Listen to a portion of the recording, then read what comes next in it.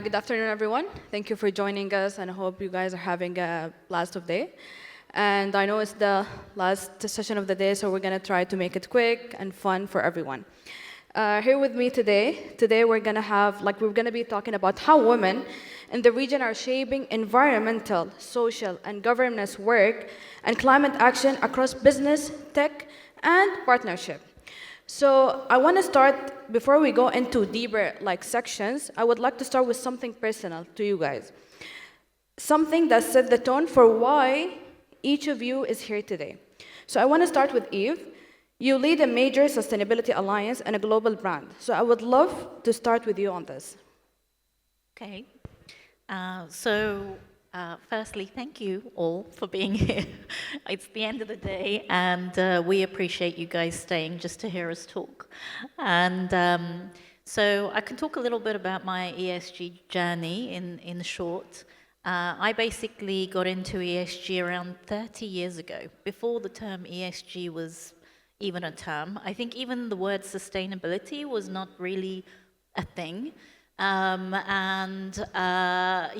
I basically started with going into government. So I wanted to go in at grassroots. I was more interested in the social element, so the S in very large, and wanted to look at things like housing equity, educational equity, and poverty, and understand it at grassroots level, understand the policies. So I went into local government in the UK during a time when the Labour Party was very ripe, and I went in as a Labour Party member. So I then very quickly went into working with the Mayor of London at the time, looking at the psychology behind poverty, how people get trapped in poverty, and what are the different elements that affect that. And one of the things that we really focused in on was social housing and housing. And at that time, the state of the social housing was very poor, and there were areas that had almost become ghettos. So the crime rates were very high, the education levels were very low, access to good education was virtually non-existent.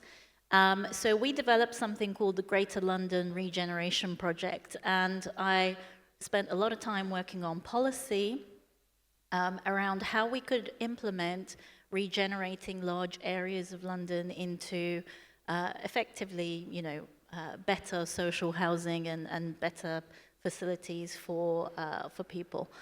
And that's basically how I started my ESG journey a very long time ago.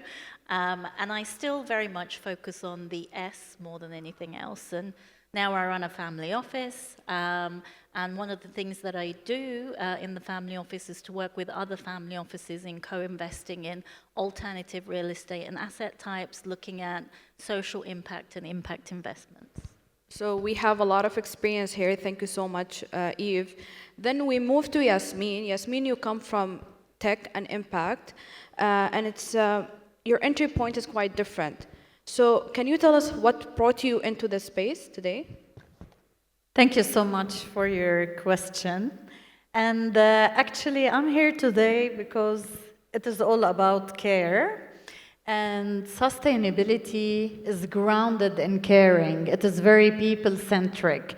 And it deserves a bigger share of voice in all forums across media in order to create the right awareness, knowledge, and collateral difference, because we need each other. So prior to my entrepreneurial dip on the nexus of AI and sustainability, I worked nearly 2 decades with Nestle, overlooking commercial business strategy and then heading sustainability. And before ESG and sustainability, the DNA of the business revolved around creating shared value, caring for people, caring for the planet, caring for communities. And before the terminologies of sustainability were there on dashboards, we were caring for nutrition, health, and wellness, for safety, security of our team, gender balance, then diversity, equity, inclusion, And then, we started to shift more to understand how we can optimize when it comes to energy, water, zero waste, eliminating plastic, understanding our footprint. And then with the global net zero roadmap, and when I was appointed to head sustainability, food systems and regen ag was center stage. I then started to work with colleagues on the value chains, caring for human rights further, farmers, livelihoods, etc. And then moving on from corporate to entrepreneurial, it grounded in me a lot of values and principles. And together with my co-founders, who are techies by design, we want to democratize sustainability learning. We want to make it second nature. We want to empower youth and professionals with the right skills to be able to contribute to the green economy, powered by AI, which augments our capabilities and skills.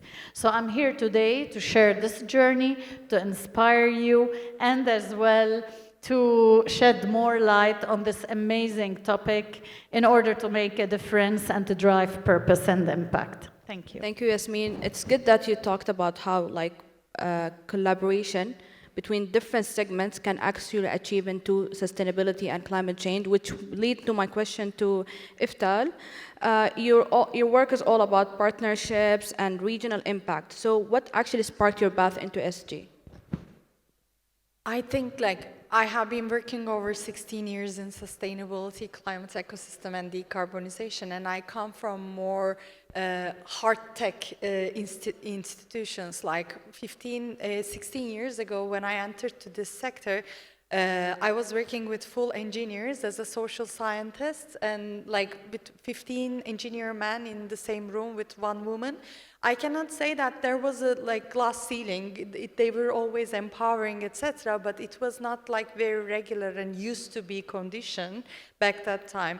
And I have always grown in the family that my father was in oil and gas, but he was telling us that how resources are critical, how it is impacting the environment.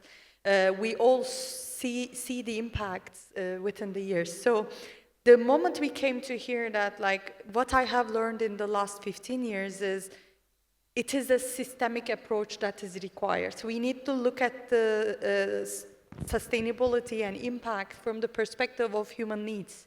Because future will come, there will be lack of resources, there will be lack of sustainability of our operations and environment. How are we going to eat? How are we going to have a shelter? How are we going to have water in the end?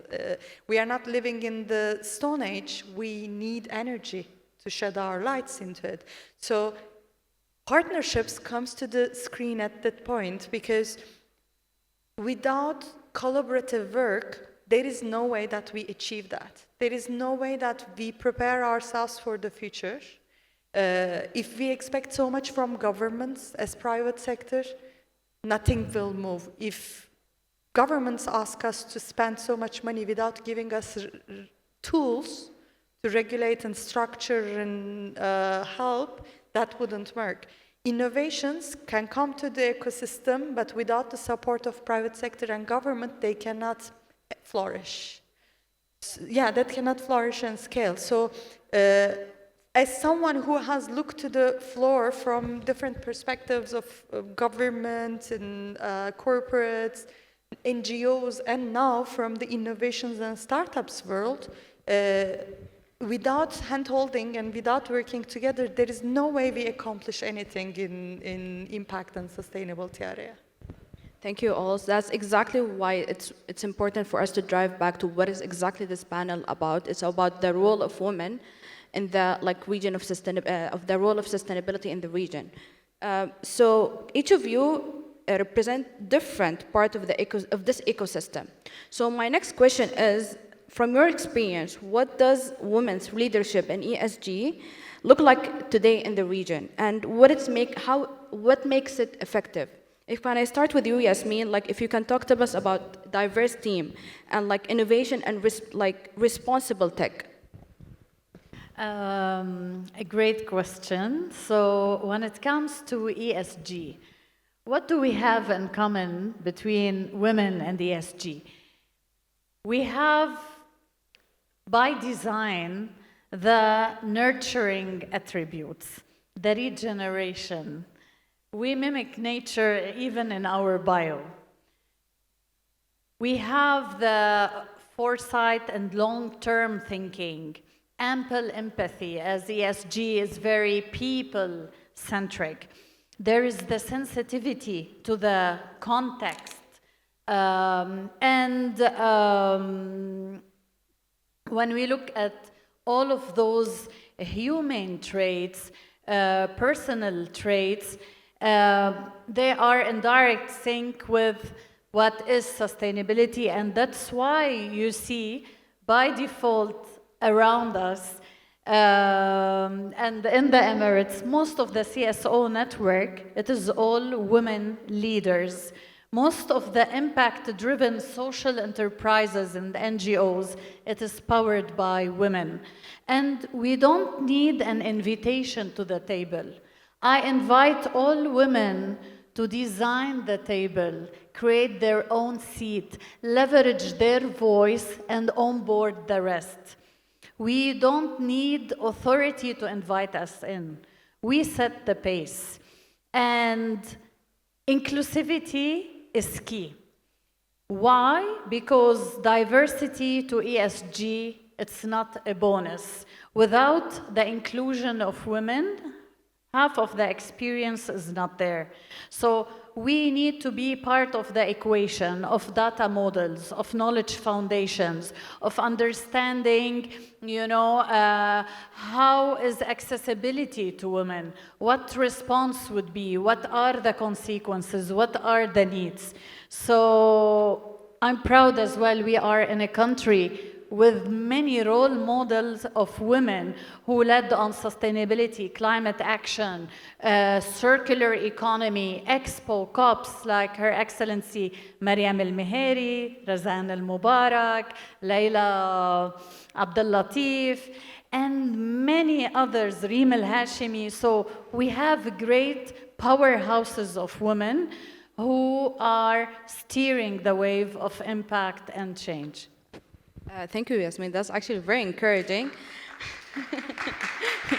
Hey, that's nice. How about you, Eve? I'm pretty sure, maybe with someone who sit with policymakers, and do you see any barrier, or do you agree completely with Yasmine? Yeah, I think I agree with everything Yasmine said, and she put it very eloquently there. I think for women, clearly we have a different DNA. Resilience is a part of our DNA. And systems empathy. We can talk a lot about the different things that women have to bring to the table in leadership. But I think really one of the things that we need to do is kind of stop almost asking this question, because this is a question I get asked a lot in a lot of panels. What about women in finance? What about women in construction? What about it in policy? And the thing is, we have a right to have a seat at the table. We've proven that. I think organizations that see diversity and equal representation as an important part of what they need to do have got the competitive edge. If you still need to be told why women have something to contribute, and you need a panel of women to tell you that, I think then you need to rethink about your ESG credentials and maybe relook at that report again. So I think it's really important for us to own our place. Yeah, so I'm not sure if that was a slightly controversial answer or. I wanted to capitalize on what she said when it comes to the system thinking. This is key because in sustainability, everything is about value chain approach and interdependence. So we break through silos, cut through the clutter, and the collaborative nature that women embody by default, it's key. You mentioned partnerships, external stakeholder advocacy. So this is key in gluing and weaving the whole pieces of the puzzle together. And I think what we did good in the last years is in the beginning when women were in the like managerial roles, even if it is in the sustainability, what we were trying to be, it was like being like a man, like to deserve that seat and having the man traits, like be strong, etc. But in the last years, whatever I'm seeing in the leadership is now women are standing there with their personalities, with their traits. They are not trying to be a man. They are not trying to be aggressive. They are using their unity forces, their feminine power. Like in Indian culture, it's Shakti power. So all our like villages and families, etc. Like women has always been collaborative. As Eve said, it's like very how do you say, nurturing and empowering. Yeah, that's our natural skill, and that is what is needed in the sustainability, because we need to connect the dots. Like we need to nurture the ecosystem. We need to give them the resilience. We need to give them a reason. And what is more important is like we need to do it for the generation coming after us. Like I am Dubai lead of Women and Climate Network. The difference of Women and Climate Network than the others is it's not invitation only. It's open to anyone who wants to opt in. And I am seeing that in our events, there are a lot of young people, young women coming to the events, and they are saying that like we want to start somewhere, we want to do something, but we are not invited to these fancy events, and like we don't have ways to get into there. How can we do that? We need to empower them to come into the ecosystem. We need to help them to work with us. Partner with us, so that get their young minds to the scene. And that's our power as a movement. Sit everyone into the table rather than finding our seats, really like setting our scene into the structure. See, this is exactly why I chose to moderate this panel. Thank you, ladies. So I think my question was wrong. It's not about like what's the challenges for women. Let's focus like what's maybe the challenges on the industry in the ESG and the climate change as well. So Mina had made big moves in the sustainability, and there are still very clear barriers. And at the same time, there's a real opportunities coming up. So my question from where you each sit, what are the main barriers in the region right now, and where do you think is the strongest opportunities to be? Who wants to take this one? Okay, so I think probably some of the barriers are some gaps in policy. So obviously policy helps a lot. Policy, legislation, governance, gives guidelines, I guess, to corporations on kind of how to maneuver. And some of the gaps in policy probably are some of the issues in terms of organizations not quite knowing what to follow. So that definitely is a challenge, but it's a challenge that the UAE is actively working on. So that's, you know, the opportunity and the positive in what they're doing. They've got incredibly high targets, very ambitious, which is, you know, exactly what the region is all about. It's about big ambition. And generally, targets have to be very ambitious. But then you need the architecture and the systems in place to be able to fulfill those ambitions. So I think for a lot of corporations and organizations, that's, you know, probably where the gap is trying to figure out what the systems should be to deliver on those targets and how they fit into the puzzle. The secondary thing is, I think, again, sometimes there is also too much expectation from everything to be about policy and legislation, rather than organizations just, you know, deciding that ESG should be important to them, and that they should have some, you know, net zero targets or, you know, other, or maybe social targets, depending on what field they're in. So I think those are probably the challenges that I can think of. In terms of opportunities, I think anything that's as new and has as many problems to solve as sustainability means that there is a lot of opportunity for innovation, a huge amount of opportunity for all kinds of innovation. So That's probably I the think I can go next. And I would say, interestingly, finance. Because this is a land of finance, but for projects that are over $100 million. I think Yasmine would support me on that. But for new technologies, for climate tech that are coming to agenda newly, that are requiring less than $5 million for investment to grow and to be supported, etc., it's very hard to find finance because impact investment is very different than the classical investment methods. And for women, it is even minimal because I'm not saying they are not willing to. I'm saying that they are willing, but they don't know how to judge. They don't know how to make the due diligence. They don't know how to trust because impact is not calculated. Yeah, it's longer term. It's not calculated like other finance investments or the operational investments. That's the first barrier, I would say. That's what we are trying to enrich the ecosystem for a long while, but still a gap in between. And the second risk is the operational efficiency, because this is a very, very fast-paced country. Everything needs to be delivered immediately. And for innovation, you need to stop, calculate the risks, and be careful when you are doing the implementation. And we don't have that stopping window. That's why we are trying to find different ways without stopping that window and without doing the risk in the operations. We need to keep innovating and challenging, etc. Besides these, everything is opportunity because market is so rich, everybody is so keen to invest and work on sustainability, corporates are willing. And it's not just for photo opt. You are seeing that leaders are really walking the talk. Just, I think it's a matter of time here. So Yasmine, from data and AI perspective, so companies actually may often struggle with measurement, accountability. So where do you see the gap is, and what do you think? How do you think tech can speed things up in sustainability? First of all, I capitalize on both interventions when it came to the challenges.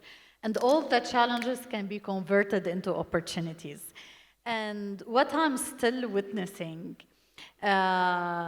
looking at corporates and the public sector and engaging with CEOs, it is, in many times, lack of purpose-driven enterprises and companies where sustainability or ESG is not embedded in business strategy. So the culture is not there. There is no sense of urgency when it comes to that.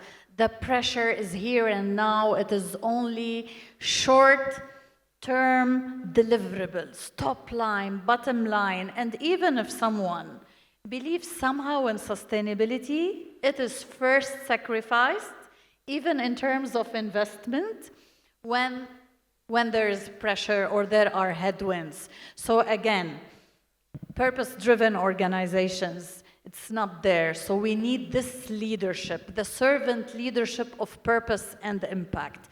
Then we need to humanize the narrative.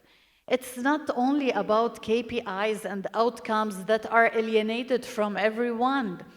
It is about our quality of life, the air quality, pollution, waste-free, cities, public areas, greenery, biodiversity, water. We are in MENA.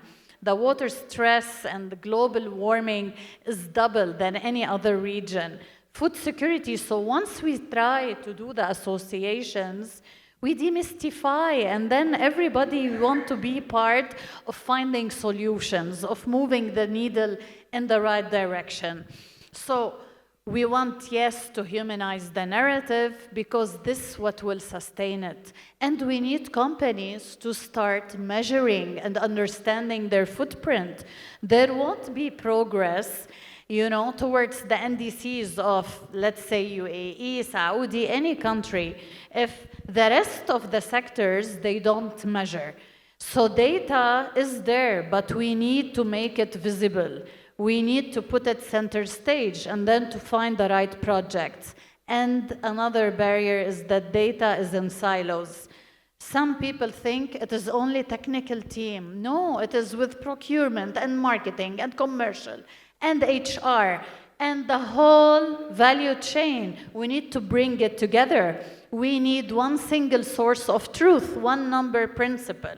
So the potential where AI can help is on automation, understanding, where we are on scopes 1, 2, 3, how to accelerate innovation, solutions, bridge gaps, eliminate biases, and then have everything in our local context, respecting culture, nuance, people, understanding what's happening in the world at their fingertips and something that they can relate to.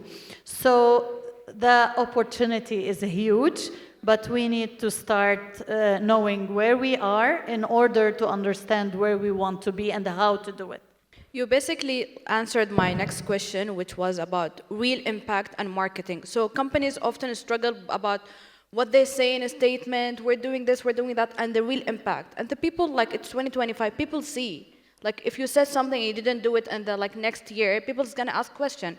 So my question for you, Eftal, from a strategy side, how do you navigate that gap from what do you actually deliver and what do you say and what do you actually deliver? How do you navigate that gap?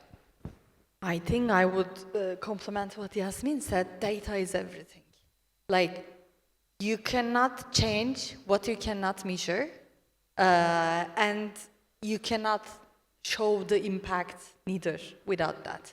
So to create a strategy, you need to partner up within the teams, like whichever entity you are working with, even if it is government or private sector, etc.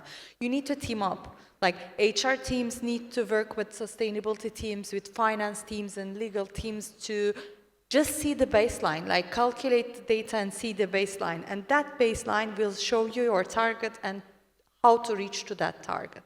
Without knowing the gap in between, there is no way to strategize that.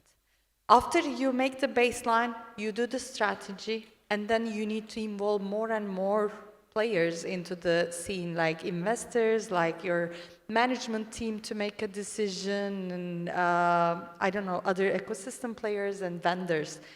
So suppliers. So I think this is a whole ecosystem work, and in each moment to strategize and to communicate about what you are trying to do, you need to see where you are, what is your progress, how your actions are impacting the ecosystem actually. So I think we're running out of time. So to wrap it up, and I know people like trying to beat the traffic and the Met Gala. So if you guys can give me in 1 minute each, one advice to companies that can take to 2026, and if you want, one advice to women in the region and the industry, I mean. Ooh, shall I go first? Okay. So I'll keep it very brief. I think my advice is, think of ESG more like a strategic move rather than just a report. I think the reports and the quality of data is really important for tracking what you're doing and making sure you're on track. But really, the report isn't the end goal. I find that a lot of companies think that the report is the end goal, like we have an ESG report, hooray, let's celebrate. But actually, that's about tracking what your strategy actually is.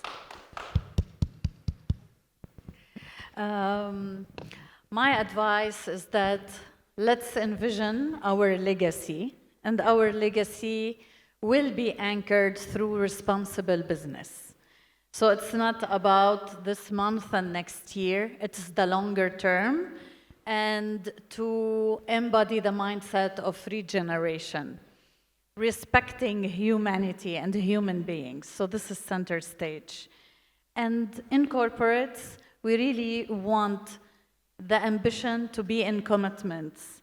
And yes, to show then tell, but we need to be held accountable from the top, from the board, in their performance reviews, in their bonuses, incentives, and KPIs. So it starts from there. For me, just start small. don't afraid taking an action. You don't need to be perfect. Each step would have a small or bigger impact. Start from your own life, from your family, and then wider from your company and ecosystem. There was a story in Turkey. There was this guy who was walking by the seaside, full of starfishes that are out of the sea, and he was like throwing them to the sea in the end. And there was this guy came in, and he was like, there are like thousands of starfishes here. You are not going to save all of them. We are not that. He said that like I saved something for this one. So for me, sustainability is a holistic thing. If we can save one starfish, it's even enough to start today. Every act matters, no matter how little. Thank you so much, ladies. Such a nice session. Thank you, everyone who attended. I hope you guys enjoyed it. And if you have any question for the panelists, unfortunately, we didn't have time for questions, but of course, they're going to be here if you have questions. Thank you. Thank you so much. Have a good day.